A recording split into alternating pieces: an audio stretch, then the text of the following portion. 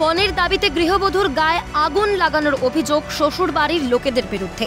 ঘটনায় গুরুতর জখম ওই গৃহবধূকে প্রথমে শিলিগুড়ি জেলা হাসপাতালে ভর্তি করা হয়, পরে তাকে রেফার করা হয় উত্তরবঙ্গ মেডিকেল কলেজ হাসপাতালে।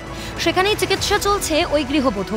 এই ঘটনায় আক্রান্ত গৃহবধূর স্বামী ও তার দেওরকে গ্রেফতার করেছে পুলিশ। পুলিশ সূত্রে খবর, আক্রান্ত গৃহবধূর নাম প্রিয়াঙ্কা মজুমদার।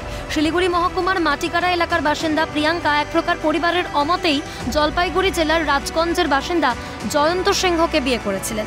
অভিযোগ, বিয়ের পর থেকেই পণের জন্য প্রিয়াঙ্কার ওপর চাপ দিতে থাকে তার স্বামী। দাবি না মেটায় রবিবার রাতে কেরোসিন তেল ঢেলে স্ত্রীর গায়ে আগুন ধরিয়ে দেয় জয়ন্ত। 20 বছর বয়স মেয়েটার, 3 মাস হয়ে গেছে। আমরা বিয়ে দিই নাই, ছলনা করে মেয়েটাকে উঠায় নিয়ে গেছে। আমরা দিই নাই, আমরা আবার উঠায় নিয়ে আসছি শাখা সিঁদুর ভাঙিয়ে দিতে, আবার নিয়ে আসছে। মেয়েটার মা নাই, মেয়েটাকে বাঁধছে, বাইন্দি দুজনে মিলে কেরোসিন তেল ঢালে ওর দেওর মেন গুরু। গতকাল রাতেই লিখিত অভিযোগ দায়ের হয়। অভিযোগের প্রেক্ষিতে আক্রান্ত গৃহবধূর স্বামী ও তার দেওরকে গ্রেফতার করেছে পুলিশ।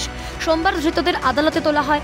আদালত আক্রান্তের স্বামীকে 3 দিনের পুলিশ হেফাজত এবং দেওরকে 14 দিনের বিচার বিভাগীয় হেফাজতে পাঠানোর নির্দেশ দেয়। অভিযুক্তদের কঠোর শাস্তির দাবি জানিয়েছেন গৃহবধূর পরিবারের সদস্যরা। হাজবেন্ড গায়ে কেরোসিন তেল ঢালে আগুন দিয়ে দিয়েছে কালকে রাতে। একজন দেওর ধরে রাখছিল আর ওর হাজবেন্ড গায়ের মধ্যে কেরোসিন তেল দিয়ে আগুন দিয়ে দিয়েছে।